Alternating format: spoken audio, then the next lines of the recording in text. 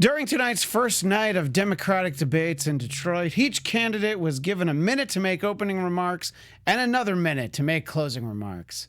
And we all learned just how long 60 seconds can feel.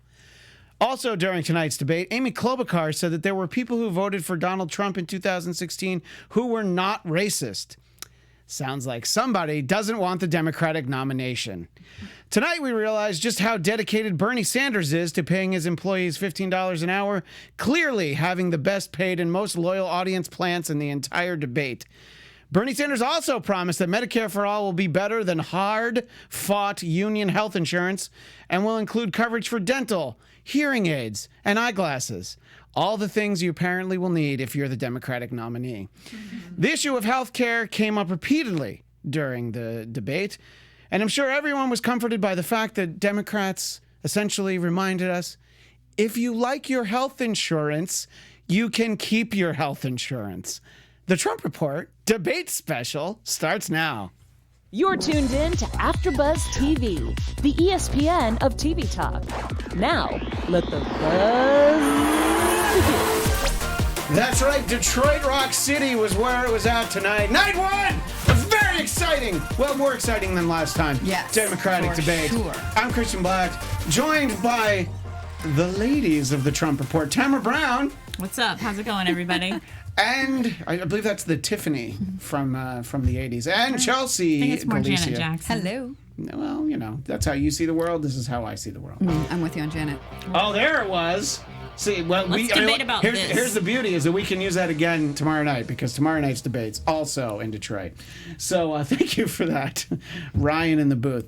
So as we alluded to when we were talking beforehand, I intentionally didn't talk much about the debates beforehand because I thought, hey, let's save it for the show where we talk about the debates. But Tamara, in comparison to the first two-night debate that we had, which was about a month ago, but you know, it feels a lot longer ago for most of us. We've all learned so much since then. I've personally grown a lot since then. Yeah, I think we all have. So how would you compare? And you know, again, this is only one night, but how would you compare the tempo, the comments, just in general tonight to what we saw back in, I believe that was in Miami? There was less crosstalk, but other than that, I didn't feel that there was much of a difference. It certainly didn't. Yeah, I'm actually surprised to hear that you guys thought otherwise. I thought it was like seems, night and but day. I literally fell asleep during night one of the previous debate. No, it helped because I didn't do this show for that one, and I was watching it after the fact. I didn't feel that this debate was particularly any more exciting or more. Yeah, I mean, you know.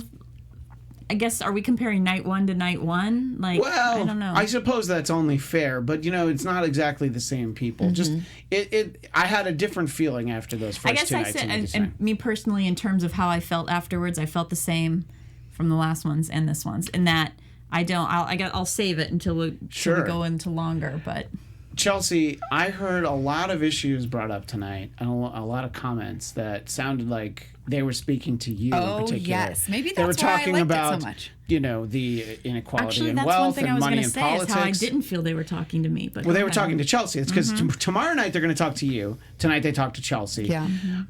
And one of the you know, and I mean, when TPP came up, I'm like, oh my, it's like Chelsea's like feeding somebody nuts. And what I found fascinating was that a lot of the things that Marianne Williamson said sounded like things that you would say if you were off your meds for 2 weeks and Christian. just completely lost your goddamn mind. No. Yes, she's insane. Did you hear her? Yeah. About the dark forces and dark psychic. I don't think that's what she meant. No, huh? I don't think. Well, what do you take that to mean? That there's a boogeyman and he's living in the White House. No, dark psychic forces. I believe she's referring to like the darker side of humanity, like you know the lowest common denominator, which is what some people use to get a lot of attention, usually on social media. Think of it as my Instagram is Christian DMZ. Go ahead. But nicely played. But you know. Mine's dark psychic. And psychic, are you meaning like you think that she thinks that there's like a psychic? But psychic in a different sense. Let me ask you a follow-up question. Do you think she has a deck of tarot cards in her house? I don't know, and I don't really care. I'd say I no, do. because people keep making those jokes about tarot and crystals and stuff like that. But there's like a firm distinction between spiritual and like sort of supernatural. Yeah. There's a difference between that, and she's the spiritual side, not the supernatural side. I think I was going to come here and say she was clearly the one who had A for improvement. I think She was with that. improved. I will tell you she was improved. if I had to list an order, it would have been Warren, Sanders, Buttigieg, and then Marianne. I wasn't really that impressed with everybody else. Other people had moments. I think the sort of the loser, if there was one of the night, would be Delaney. And I think his strategy was a winning strategy. Delaney's strategy. I'll tell you the things that he had to say. And I would say that, and it's funny that you'd say that because in my notes is that Delaney is the kind of guy who was saying the sort of things that I think a lot of voters would want to hear. And it's too bad they're not going to get to hear him because he probably won't make it to the next debate. And that's so interesting because I have the same thoughts about Marianne. As much as I disagree that I don't understand why she is in the race. Actually, I think tonight she justified it. I mean, if people gave money just to hear, because I would like to go more into it with you, like why you think she is insane. I think today she actually made a coherent, logical sense in what she was saying. Look, Jim Jones got a lot of people to drink Kool-Aid, so I think that there is always going to be somebody who She's just being finds what she judged said. for certain words that she uses. It's not political speak. She doesn't seem like somebody who should be running for a political office. She seems like somebody who would probably do very well hosting a TV show, writing books. I think Which, that there's a she does that's too. what I mean. I think that there is definitely an audience for her. She seems very out of place. So you're in a saying setting like a that. host of a television show could never be elected president? No. Should never be. Didn't say could never. Just said should never. Yeah, and that includes Oprah. But today she did offer something that nobody else is offering, even though she is very closely married in terms of policies to Elizabeth and Bernie. She adds something that there is a gosh, I don't even want to use the same words because those are the words that turned you off. And she actually said it better in the CNN interview afterwards, where she said, we have allowed corporations to operate essentially as sociopathic entities. And that sounds okay to you? Yes. Okay. Yeah. Because if you so look, that's why this debate was for you. Look at the definition of a sociopath: somebody who operates with no empathy, with no conscience, and that is what our corporations have become. It used to be that corporations had to take into account all the stakeholders, which meant they had to think about the employees, the environment, the local community in which they operated in.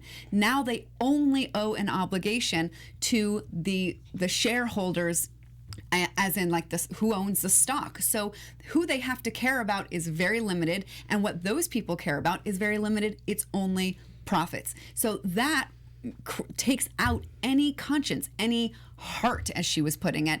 And when you allow for that, then these entities grow, and then they take over the political power because they have so much money that now their voice is louder than people that do have a conscience and who care about more things than one thing, which is corporate profits. Well, see, the way you presented it, I'd vote for you. You sound normal when you say the it. way she presented it, I thought Marianne Williamson will be the perfect Counselor Deanna Troy in the cabinet. She'll be a very good advisor to how. Well, I think her outfits won't be quite as low cut. But let me just honestly, for me, as I was listening to, because I don't have cable TV like you people. I was listening on the radio, and is that a real story? Yeah, oh my God. Yeah, I don't pay for cable TV. I don't turn my TV on very much. But radio. Satellite. I don't think I have a radio. Satellite radio though, so Okay. But that's why I was listening to it when I came in. But in all honesty, the guy who sounded like he was making sense, at least in the broad strokes, the more he talked, the less I like really anyone, and that's just not a candidate. It's just in general. The more I talk to people, the less I probably like them. I think you should see a therapist about that. The more And I see maybe the world, discover your dark I'll find psychic forces that I'll make find you out that hate I'm a people. sociopath. But That's a Jane Listen, Austen I quote, think it's by the way. serious. Like, I want to see people's psych report or not. I want to know if candidates are sociopaths more than I necessarily want to see their tax returns. Well, I mean, how about both? I mean, I think both of those Yes. things would be great. Totally with you on that. But really, I mean, there are sociopaths, and who you think of as like the criminal sociopaths, those who like kill people and animals and they have no regard for their feelings at all. And then there is such thing that something I discovered recently, which is called subclinical sociopaths, which are sociopaths who do well enough that they can operate in normal society. And wouldn't you know it, they tend to gravitate towards fields like the law, politics, and be CEOs and political leaders, because they can turn on the charm and read people really well and then say what they need to say for those people, but really don't care at all. And so I want to know if a political candidate is a sociopath or a subclinical sociopath. Wouldn't you want to know if the guy who's got his finger on the nuclear weapons is a sociopath? No, I only want to know if he's going to forgive my college debt. So, how did we get there? well, because that's supposed to be something that we're all really important about. But what I really wanted to talk about is that I swear to you, Delaney was making sense when he's like, yeah, we can't be Bernie or Liz Warren and think that we're going to win. And he wasn't the only one. There was all the talk about, oh yeah, the new Green Deal is great, except the Green New Deal. Excuse me, it's new, it's green, it's a deal. But the deal green new. Yeah, that one. But nobody's disputing the fact that it calls for anybody who wants a government job can get one. Which I felt like, I'm like, oh, that can't possibly be in there. Somebody's going to correct them on that. And then no one corrected them on that. And well, hang on. So they talk about like, oh, you start from a good point on the climate, but then you tie all this other stuff into it, and that's the point. That's what moderates, but that's what Trump's base. And these are all the things. These are the things where I agree, the cover of the New York Post for after 5 seconds and then say yes, but I agree with the crux of it. Well, you don't have to agree with the crux of it if you think there's a lot of crazy stuff in it. So that's remember, me and this Marianne isn't a- Williamson. this I don't isn't- have to agree with the good stuff because I think she's got crazy eyes. And I was listening on the radio and I could hear her crazy Oh, eyes. wow. Anyway, But he's also the one, and the reason why I call him sort of the loser of the night is because he sort of set up the softball pitch for Elizabeth Warren to say that line about why would you go through the trouble of running for president if all you want to talk about is what we can't do. Yes. And then that her next line was about our biggest problem is corruption. Yes. And so I hope that as the debates go along, that okay, now she mentioned corruption. Now let's talk about all the ways in which that shows up.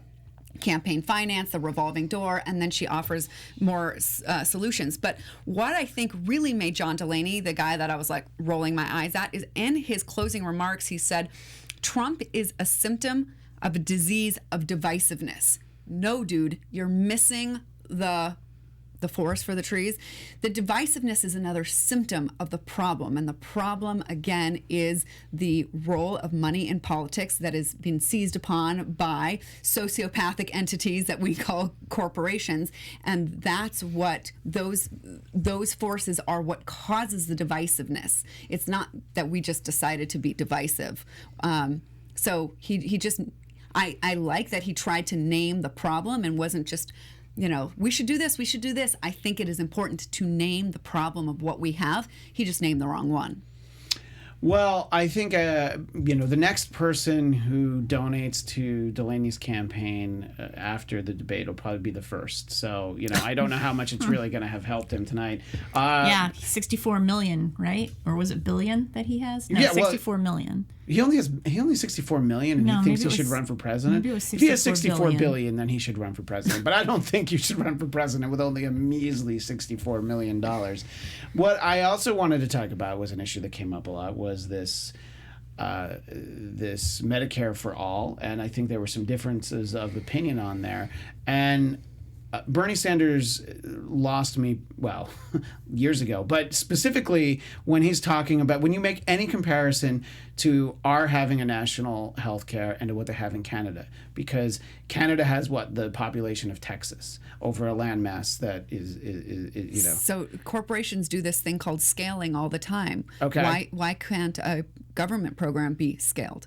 Because you can't afford to, you can do it for Canada because it's basically, you know, it's basically like a community theater, you know, it's just a few people that you know, and also it very much is like a community theater. I mean, you've seen them, right? You've seen comedians. They're very funny. They're great showmen and showwomen.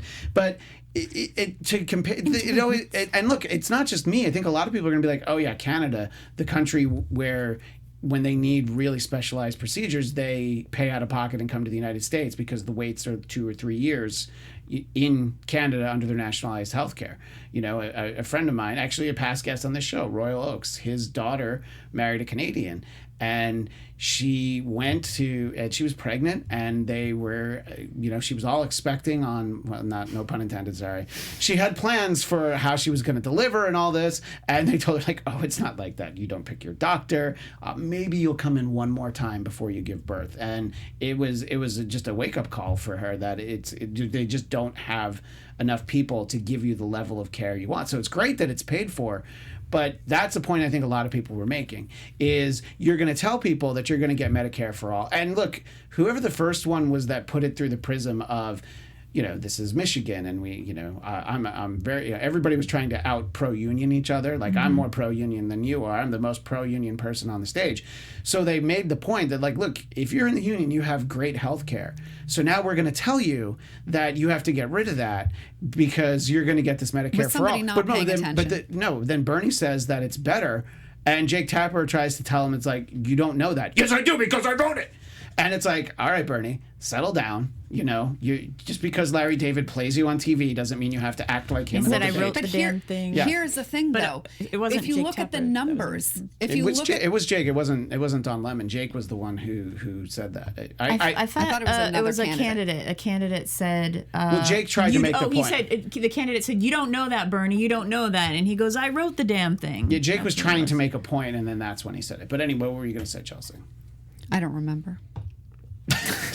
How quickly, I don't remember. But here, what I was actually trying to say is the answer by Elizabeth Warren is the answer that we all need to hear loud and clear. And it's the story of Ady Barkan. He's the guy, do you remember, who was on the flight with, what's the guy, the senator who didn't run again, the Republican from Arizona? Somebody help me out with his name.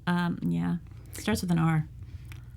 He was on a plane with him, and he was trying to tell him, I have ALS, I'm dying, right. I have insurance, like, you know, people like me, don't take away healthcare.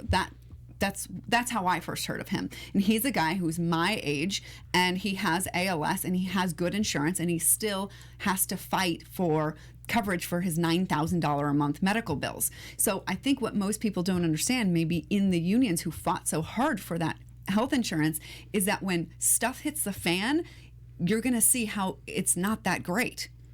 If you're like me and you've never had to really lean on it, okay, it can seem fine. But when you really, really need it, is it going to be there? You think it's really going to be good? But do you think that Medicare, as it's run up until now, has been there for people who've really, really needed it? Is that the stories that we hear about Medicare? So extending it from 65 to 55 and all the way down to 35, which is great for me.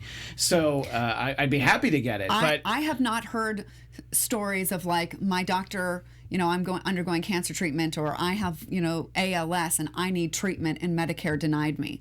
I'm not hearing those stories. Are you? Was it Amy Klobuchar? Some one of the other candidates, whatever. That's hardly the point. One of them made the point that they had a friend who was, like, rationing their insulin and then died from it. So I guess that, you know, look, there's no great answer for how all of this is, but it seems like the idea that Medicare for all seems to be another one of those broad brushes that Democrats can get painted with, and that's what. Look, let's be honest, there were a couple of candidates who have a real chance to get the nominee on the stage, and then there were like 6 other people. And those 6 other people are all like clawing for anything to make them stand out. It's very obvious that that's what was happening. And you have to go against Bernie and Elizabeth Warren. And honestly, I mean, those were if you have to pick 2, those are really the ones. You can make a case for a few of the others, but those are really the ones that you were going to try and take on. It'll be the same thing tomorrow night, that everybody will be looking for Biden. And I think that the point being made, though, is like after the last debate, when the New York Post had the cover of all the people who raised their hands that said that they would give free health insurance to illegal immigrants. That's what a lot of the country sees when you're able to make these points. And Tamara, do you think that health care is an important issue to the majority? It seems to me like it should be, but I don't know. According to polls, it's the number one issue. Well, that's what I was wondering. What You're asking just to everybody. Is it the top issue? I mean, I suppose, yeah, I think it is. I think it is as far as polls show.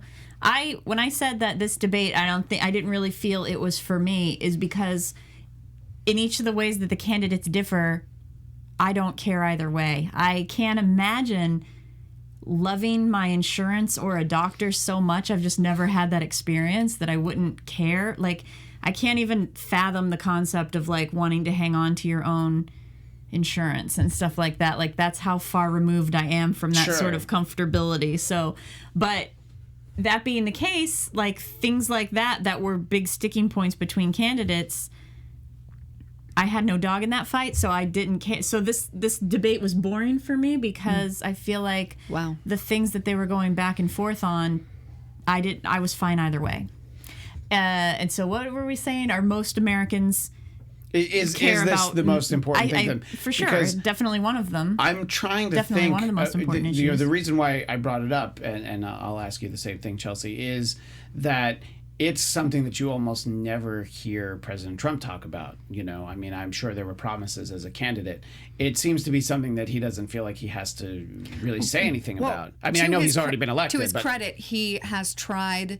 He believes that reducing prescription drug prices will be helped by making the cost transparent. So he wanted to require it in ads, and that got shut down. So that does seem like a fairly common sense sort of thing. If it tells you just how much it's going to cost. Yeah. One of the things that I was going to say is that we're getting a little bit too lost in the weeds for the Medicare for All. Like I said last time, we first need to restore faith and trust in government before we can do something like a Medicare for All or any kind of universal coverage. Right now, I think people, and rightly so, have a deep distrust of the government, even before Trump, as people on the debates, somebody said today that the problem did not start with Trump. I forget who said it, but yes, someone did say that. It is the corruption that was there before. And so I don't want to leave my health care in the hands of the government, who I don't trust, because I don't think that they've cleaned up their act enough, that some nefarious, industry is not going to get in there and mess with it. I want to have faith that my vote is going to be the same with everybody else's, and that if I'm a gazillionaire and I have the money to put in, don't get to, hire the think tanks that then hire the candidates that then put their name on cut and paste legislation that the think tank came up with, and basically allow the bazillionaires, I heard somebody refer to them, get to put their legislation into our democracy, and therefore hijacking it. So I think first we have to clean up democracy, and then let's talk about healthcare. Who's to say that things wouldn't get better if we just rolled back everything that has been done in the name of these corporations getting what they want? So let's start there first, because right now it is too large of a leap, even though I think that fundamentally Elizabeth and Bernie are correct. We just have way too much mistrust and a dirty, corrupt government to trust them with such a thing like that right now. Tamara, who do you find more trustworthy, a bazillionaire or a gazillionaire? I'm not quite sure which one. I feel like you're a little bit more of a person of the people than I am. So I don't trust anyone. That's my problem. I trust a bajillionaire. Oh, I didn't even think about them. Thank you. See, he zigged, I zagged. So another issue. There's obviously there were. I like how Chelsea just goes into like a 15-minute deep analytical, and I'm like, and then we balance it out. Let's with say a little funny bit words. Of bajillionaire. And right there, you balance. just summarized what this show is. So there was a talk of. I'm the zoo crew portion of the panel. I wish I'd brought like a wacky clown horn for right now. That would have been amazing. But there was some talk about decriminalization at the border. Come on. But okay. Well, what were you going to say about that? Of all the things to talk about, that I hate that became a thing, and I want to smack whoever at MSNBC. But this was CNN. MSNBC started it by asking the candidates the question. Right. No, this is Julian Castro. Sorry. Wrong. No, Fidel Castro. You had them wrong. No, I'm helping. Believe me, I'm Julian definitely Castro helping was the you. one who brought it up when he was sparring with Beto, and then it became a bigger issue. It should not be. It should be. It's become a bigger issue than I think it should be. Deserves. Yeah. Well, there obviously, and look, it can be from fear-mongering and just a certain segment of the media. There are people who are very concerned about the border, and they've, I guess, allowed themselves to be scared of that situation. And how do Democrats position themselves to, the diehard Trump voter you're not going to win over? But again, there's the people in the middle who maybe voted for Trump. Mm-hmm. And they even talked about this during the debate. There were people who voted for him and probably, don't like a lot of the things that he said and would like this isn't the way it's worded, but they'd love an excuse to not vote for him. Mm-hmm. So for people who this is an important issue, what do you think would help Democrats to say about it? Is there a simple way to say, this is where we stand on it? We think that, we take your concern seriously, but here's what we think we should do about it. With respect to not legalizing, but sort of decriminalizing border crossing, I don't think that's the solution. Just the situation at the border in general. Like, people are so concerned about the border. Yeah. So what do Democrats? What makes it an issue where they can actually, reach out and grab some moderate and independent voters? First, we have to say, oops, sorry. Like, Marianne said, I can't remember if this was in her closing. Yeah, I think it was in her closing, where it's like, we have to own up to our mistakes. That wasn't her closing. One of the mistakes that we have made is giving undocumented people more benefits than American citizens get, and that has alienated and caused resentment in the American middle class. Why is it, I'm here working so hard, and then these people just come over and get all these benefits, right? It shouldn't be like that. We should be taking care of Americans. What benefits were they getting?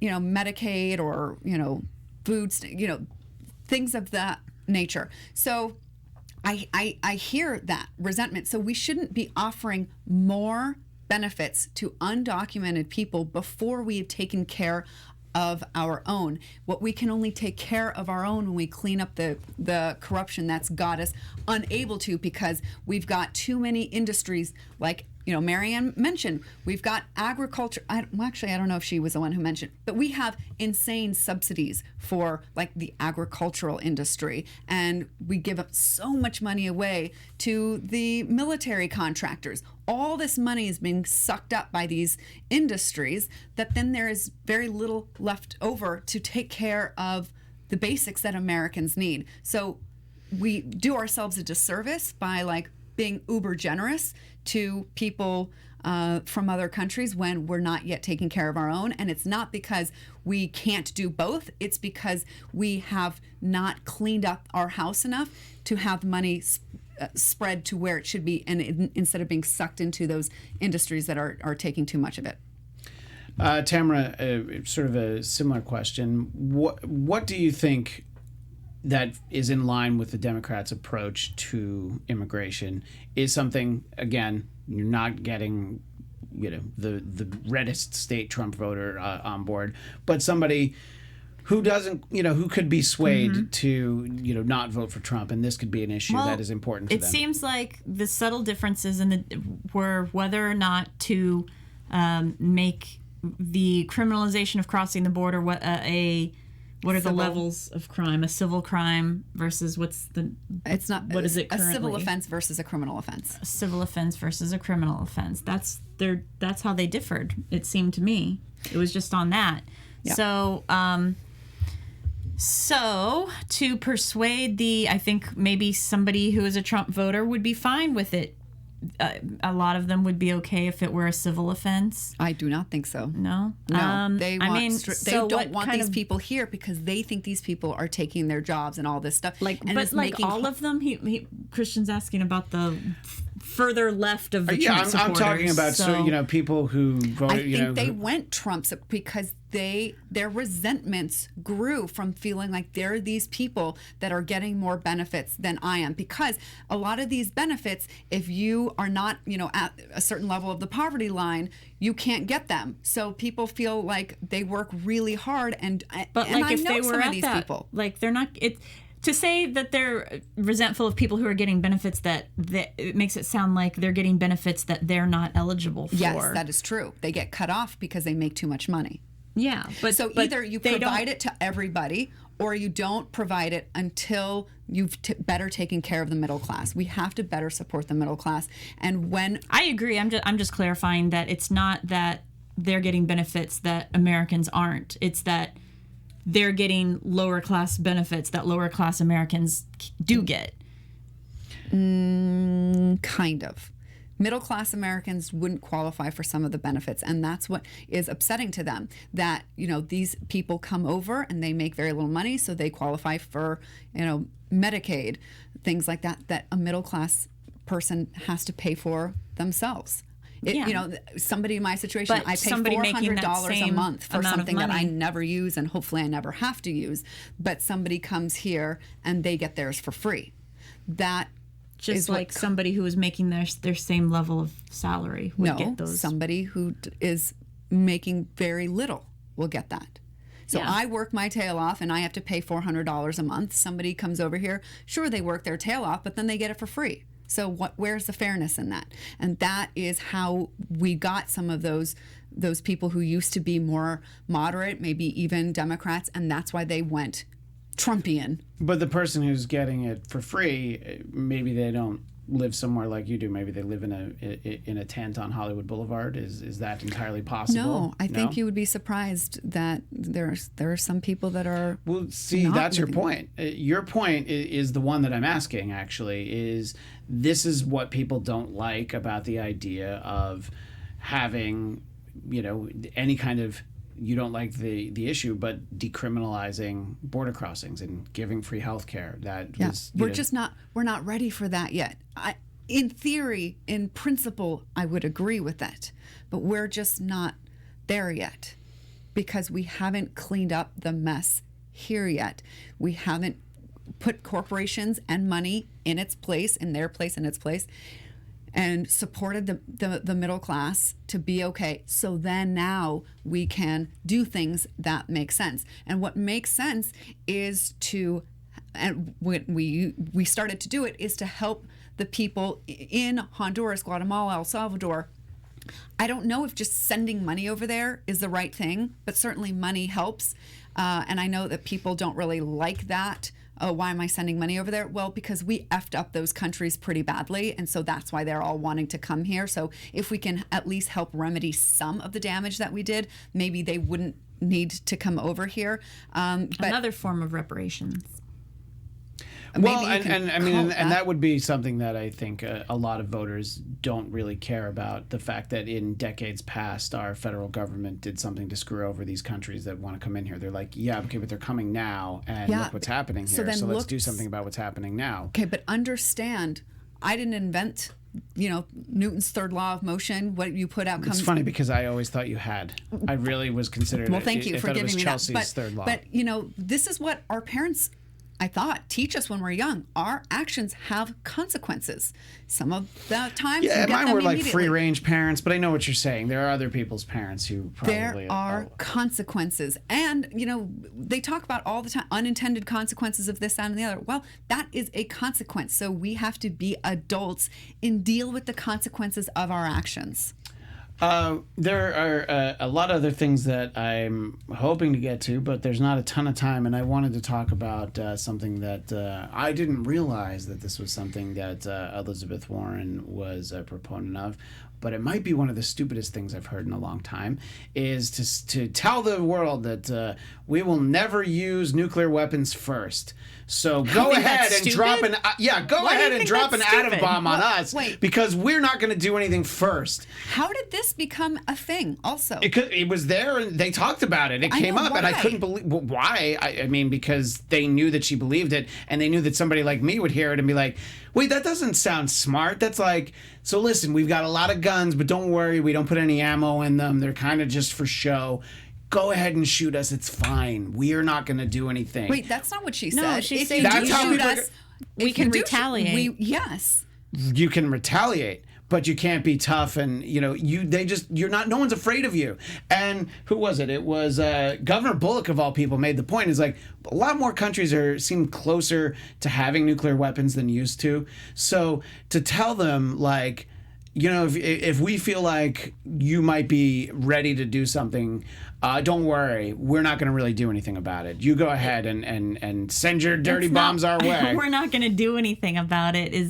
It doesn't mean we're not going to do anything. We're not going to put us in a nuclear holocaust. But it wouldn't be us. It would be in Tehran. It's by not that here. point, it would have global effects. So I think the severity, considering that environment is like healthcare, such a top of the pile issue, I would think that nuclear annihilation goes along with that. Like it's not good for anybody if we fire first. So that's not saying we're not going to send missiles or other forms of... We'll use other weapons that aren't as strong as your nuclear weapons if we feel like you might use a nuclear weapon. I would I think assume the words never and always are good words to never say. Right. Well, that's kind of the point. And I think you had a few people who hedged their bets and were like, well, we're not going to say never, but there were those who said like, oh yeah, no, we're definitely not saying that. I think what she's doing is she's responding to the fact that we are way over here on like, we could be the aggressor in a second. And she's trying to restore the world's, faith in the sanity of the United States when, of course, right now, I would think that we look insane to everybody. Mm-hmm. The way that you think Marianne looks insane, I'm pretty sure most of the rest of the world looks at the United States and thinks they are insane. Oh, I mean, they can feel that way if they want to. It's like Teddy Roosevelt said, speak softly and have a big stick somewhere, but never, ever carry it. No, I believe that. No, I got almost. Do not carry it. Do not carry it. That's what Elizabeth. I'm pretty sure I got an almost perfect score on the American History Regents. I'm pretty sure that's what he said. I passed the AP exam. How did you do? I got a D+ from the NRA. Yeah. Oh wait, yeah, you did. I'm gonna get an F when I'm president. From a lot of people, but so I don't know. I mean, and yeah, that was one that I'm like, where did this come from? And look, that's good research by the people who are running the debate because it is something that I think a lot of people are like, wait. It's really obscure. Yeah, because I sure hadn't heard it before. There were a lot of things that came up that we did hear a lot about. And I think just this idea, and I mentioned it in passing earlier, the forgiving college loan debt is something that I think a lot of people who didn't go to college, or whether they went to trade school or just went right into work, or people like myself who've already paid off our college debt are like, well, wait, why are you helping all these people get out of their college debt? Because it's not my fault that somebody decided it's good for the economy. It can be good for the bailed out Wall Street. Why not bail out students? Oh, did you think bailing out Wall Street was a good idea? No, but we did. So this is a good idea because that was a bad idea? Yeah, especially if Wall Street's going to be paying for it. I'm totally down with that. Wait. This is somebody who has no interest in it because I don't have student loans. Right. So you're going with the argument of I had to struggle, so you do too. No. It just doesn't. I'm just using it as an example, but I think there are a lot of people who are going to be like, wait, why is everything okay? I think that's a wrong way of looking at things. If we proceed with every policy by I had to deal with it this way, so now the future generations do. I feel like that's dangerous territory. I do believe that there is something to be said about all of us taking responsibility for our decisions, and people did make a decision to take on.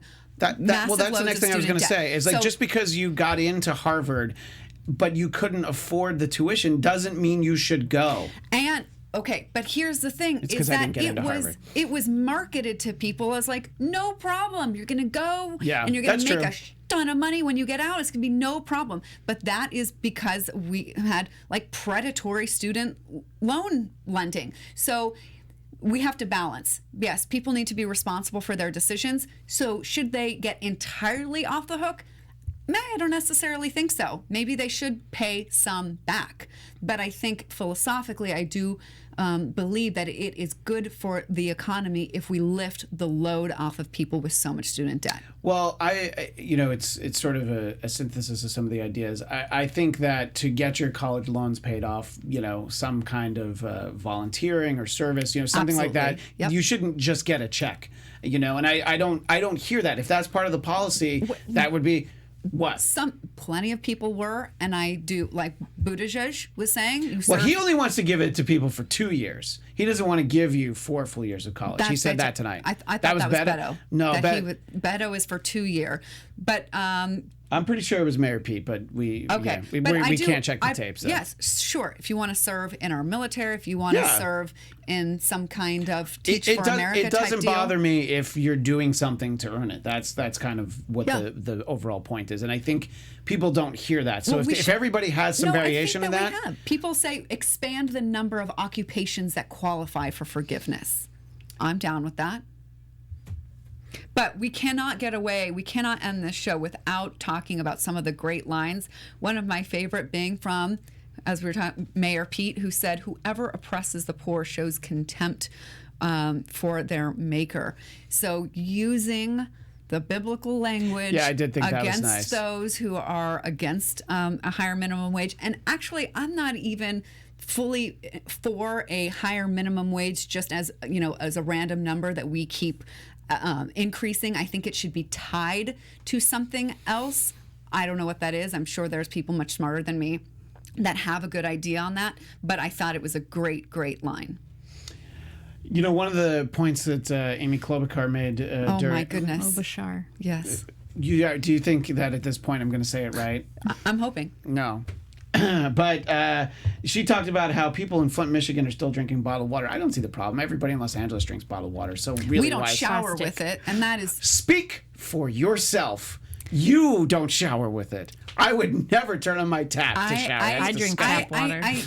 I try and not be like so serious that I can't laugh at any of your jokes, but seriously, that situation in Flint, have a hard time. To be honest about it, it is one of those things that when you don't live there, you can forget that it's going on because of how long it's been going on. You just can't think like, wait, that's still happening, and how is that still happening? And you're a dad. Imagine that your kids, consumed lead water.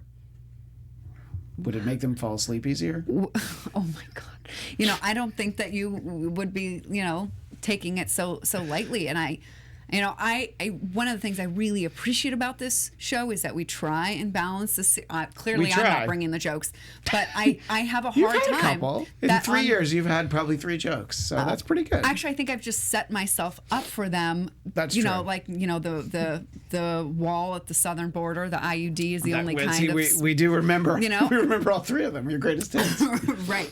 I think before we do Medicare for all, I think we should do birth control for all. That would be very helpful, especially if you want to reduce the number of abortions that we have in this country. I mean, I think we could start there, right? Yeah, I mean that seems like see, now here's the problem. What you're talking about is common sense, and I don't know.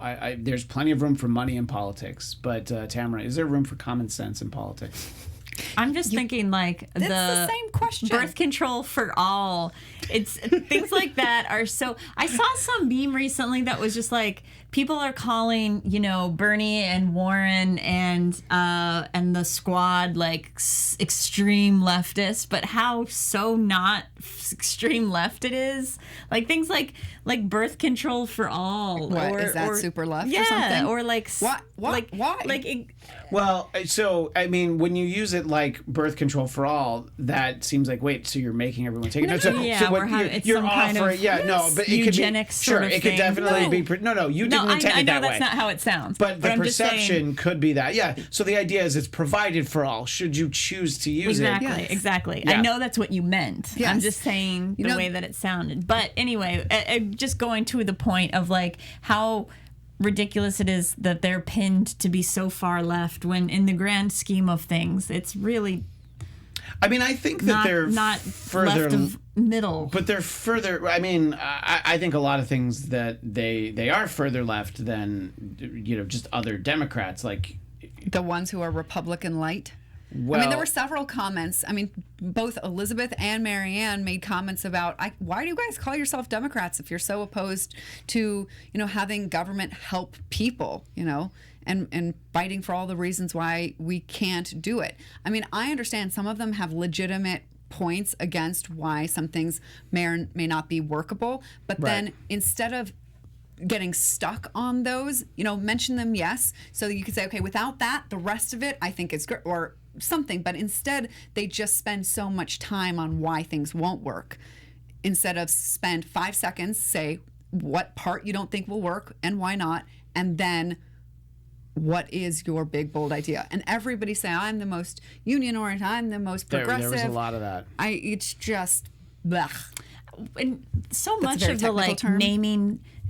And let me tell you the story of Susie Joe, who I met with last week. Like, have polls just been through the roof that those kind of anecdotes Well, are just what people want to hear? That was the thing about when Elizabeth Warren first brought up, what was the name of the one? That's a Eddie, man. Sorry, yeah. as soon as I said it. It was the timing in which she brought it up. And then people kind of laughed when she went back to it. And, look, she's like, she was right that this isn't funny. This is somebody, I guess somebody who died, I think is what she said. But it's a good example of, because there was another one of those. That was the person with that had to ration out their insulin. And it's not that these aren't, these aren't terrible stories, but it is the way where it's the like folksiness of it, my friend so-and-so. And then, look, Obama did that. Trump does that. Everybody does like my friend so-and-so. And you're right. Maybe it does connect with people. Like during the Olympics when you have like the before an event, the like 8-minute package about like what a terrible life they've had and the road to success and all of that. Yeah. It just seems such old-timey type of politician that I was thinking during the debate, like, I think my generation is probably going to be the last that when Pete Buttigieg is one of the middle range age guys on the panel, it's the old-timey rhetoric that was always a political debate is going to change from dodging the question to, I think, somebody says, Bernie, is taxes on the middle class going to go up to pay for universal health care? Yes. And here's why. Like, I think the next generation is going to need answers like that rather than the old-fashioned, my old friend I was speaking with last week and taking it into this way. I think that they did largely answer questions pointedly. There were a few very evasive moments. There was something that Mayor Pete was asked early on that. Yes, it was specifically on that. It was on and it was raising exactly what I was. It was on that, and his answer was a very on which question? It was on raising taxes in the middle class, and that's basically the rules that the moderators set for themselves, that they could then go back in and be like, yes, but you didn't answer the question, and repose it, and then you still get another kind of folksy answer. And yeah, I think if we got honest answers, a lot of people would derail their campaigns, but you'd be able to make a much more informed decision.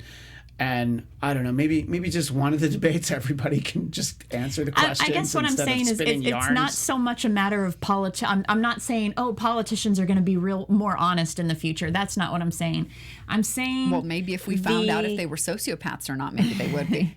I'm saying that the way people consume news and knowledge at this point now, things need to be a little bit more cut and dry. And if they dodge the answer and take it over here, you're losing the listener. And so I guess what I'm saying is I'm not expecting more from the politicians than previous generations. I'm saying as our comprehension has been lowering. I think that's why politicians, in order to grab an audience, that's what they're going to need to do. But then they get accused of flip-flopping, and so that's why it's not fair. I think that we should be grown-ups and understand there is nuance, and I think that we're losing. Ideal, but we're losing. No, that. I think the stories work well when you're doing your own like stump speech where it's a one-on-one debate. But when you have this many people, it was like there were a lot of times where I'm just like, could you just answer the question, like, or at least come close to it? I thought that the Addie story was really great to illustrate why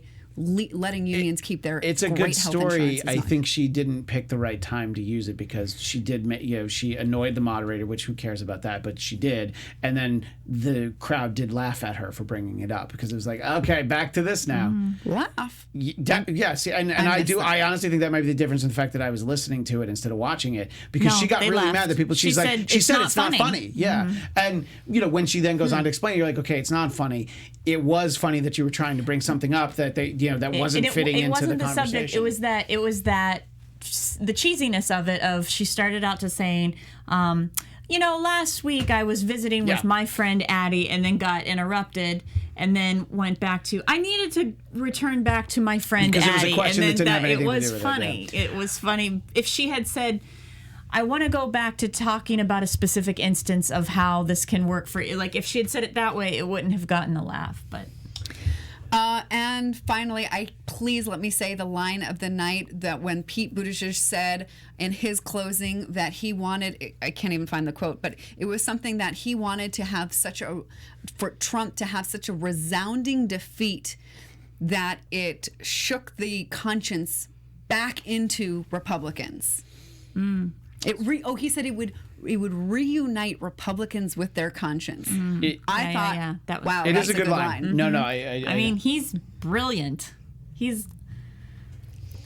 I can't wait for what he has in the future. Not Who's now. that? Buttigieg. Donald Trump? Oh, Buttigieg, VP first. VP all the way. Well, yeah. I And then mean, president. as Mayor Pete, I don't think he's the one who pointed out, but I guess he would be 37 if he were elected president. So, that sounds like too much of a young whippersnapper for me. I don't know if my How about president VP? Do you feel comfortable with him no, in the VP spot? I think he'd be well suited as a VP, and I think that you kind of alluded to it, Tamara. He's somebody that'll probably be running for president, in I don't know, another 8 years. I think he'll act, whatever happens. I think he'll run a little bit further down the road. Because I think with somebody like him, I can be okay with one of the older, it can be Bernie, Elizabeth. I don't think that old. Bernie, even Biden, as much as that doesn't excite me, but if you put Biden and Buttigieg on the same ticket, I would be excited about that. And then the whole thing about he's too old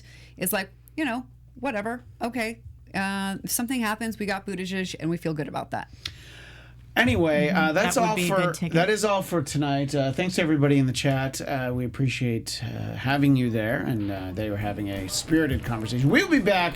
Well, I'll be back tomorrow night with our friends Scott Moore and Drexel Hurd talking about night 2. But Tamara and Chelsea will be back with us on Tuesday. I won't be there tomorrow. No, but next week you'll be back. Yep. And until then, Tamara, where can people find you online? Hey Tamara on Instagram. Just Hey Tamara, no underscore. Right. That's a super Twitter confusing. thing. Okay. On that Twitter thing. Chelsea, where can people find you? Twitter at Chelsea Galicia. And again, me, tomorrow night, right here on AfterBuzz at 10 Pacific. And you can find me on Twitter and Instagram at ChristianDMZ. And follow the show at Trump Report ABTV. I actually tweeted from it earlier tonight. Anyway, that's all the time we have. We'll see everybody tomorrow night. Bye. Our founder, Kevin Undergaro, and me, Maria Menounos, would like to thank you for tuning in to AfterBuzz TV.